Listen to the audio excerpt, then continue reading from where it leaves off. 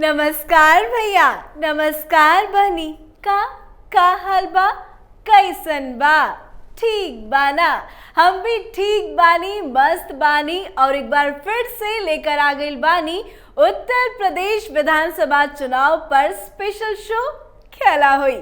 का भैया, का लागता यूपी में खेला हुई कि खेला खत्म हुई? बताई बताई।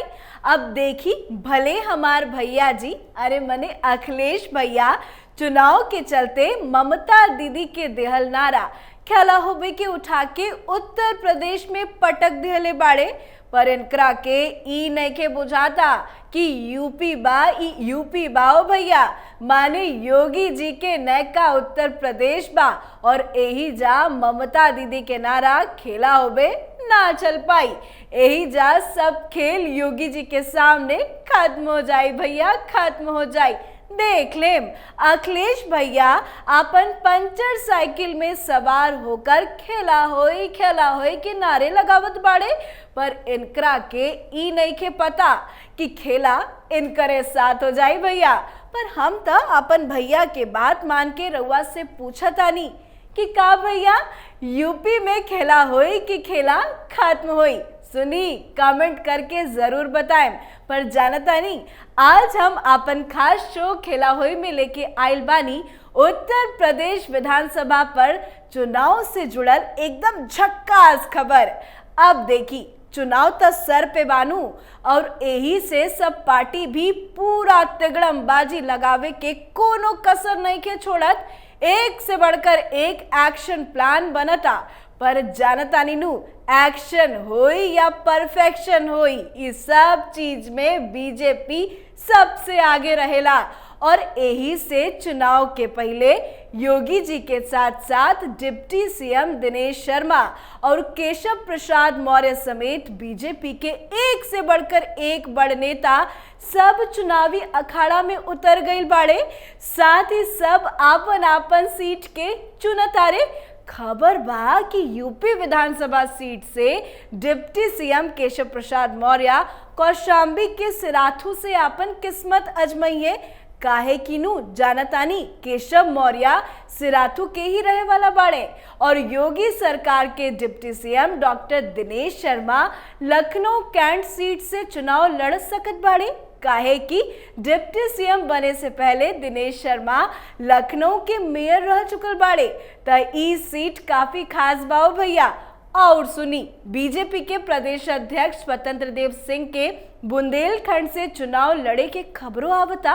वैसे स्वतंत्र देव सिंह चुनाव लड़ाई के काम करिए, लेकिन वो आपन सीट खातिर तलाश करत आरे। इतना ही ना, बीजेपी सत्ता में बनल रहे खातिर टारगेट बना ले बाओ भैया। जानतानी का टारगेट बा? बीजेपी के ई टारगेट 350 सीट जीते के बा। सोच ली भैया, 350 सीट और विपक्ष चारों खाने चित। और खाली ई टारगेट नहीं के, ई टारगेट के पूरा करे खातिर बीजेपी के पूरा एक्शन प्लान, चुनाव के रणनीति सब बन गई बाओ भैया। और एकर खातिर काम भी शुरू हो गई बा। देखा तानीनू बीजेपी के मेहनत, कितना मेहनत ये सब करत आरे भैया। सुने में इहो आवता कि डिप्टी सीएम केशव प्रसाद मौर्य चुनाव खातिर दिल्ली की आपन नया ठिकाना बनावत बाड़े। अब दिल्ली रहेले मौर्य साहब, दिल्ली के फिरोज शाह रोड पर आपन नया ठिकाना खोज के विपक्ष में खलबली मचा देले बाड़े। सुने माता इहो आवता कि जब जब मौर्य साहब दिल्ली आवेले तो राष्ट्र नेतृत्व और केंद्र मंत्री सबसे मुलाकात के बाद यूपी सदन में ना रुकेले, बल्कि आपन नया ठिकाना में जाले। अब देखी कि अभी से ही बीजेपी कितना प्लानिंग के साथ चुनाव की तैयारी करता। काहे कि दिल्ली राजनीति के गढ़वा, दिल्ली में रह के पूरा चुनाव जीते के तैयारी होता हो भैया। कहल इहो जाता कि केशव प्रसाद मौर्य के दिल्ली के घर में गोपनीय मुलाकात और आपन लोगन के टिकट दिलवाए खातिर ई काफी मददगार हुई। अब देखिए भैया, आगे आगे का हुई ई तो हमका नहीं के पता। पर यूपी चुनावी दंगल में के राजा होई इ तो वक्त बताई, पर चिंता मत करी, चुनाव से जुड़ल हर खबर हम रउआ सब के देव उहो आपन भोजपुरी अंदाज में।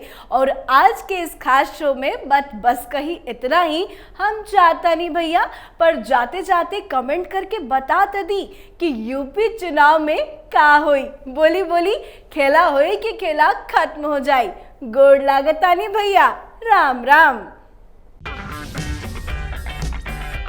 अगर आपको हमारा वीडियो पसंद आया हो तो इसे लाइक करें, हमारे चैनल को सब्सक्राइब करें और हाँ, बेल आइकन दबाना ना भूलें ताकि आप तक हमारे वीडियो की नोटिफिकेशन पहुंचती रहे। आप अपना सुझाव हमें कमेंट बॉक्स में दे सकते हैं। हमारे साथ जुड़ने के लिए शुक्रिया।